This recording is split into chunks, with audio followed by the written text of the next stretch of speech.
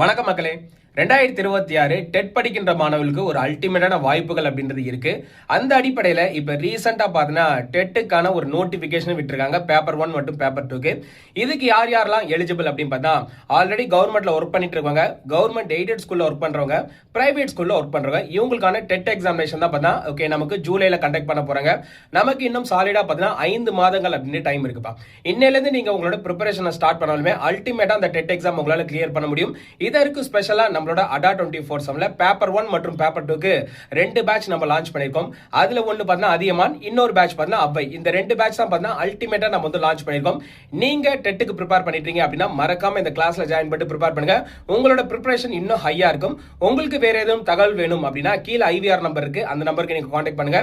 உங்களுக்கு மோர் ஆஃபர்ஸ் ஏதாவது தேவைப்படுது அப்படின்னா Y836 அப்படின்ற கூப்பன் கோட் யூஸ் பண்ணுங்க. உங்களுக்கான அல்டிமேட்டான ஆஃபர்ஸ் அப்படின்றது இருக்கு. மேலும் ஏதாவது சந்தேகங்கள் இருக்கு அப்படின்னா மறக்காம இந்த வீடியோ கமெண்ட்ல பதிவு பண்ணுங்க.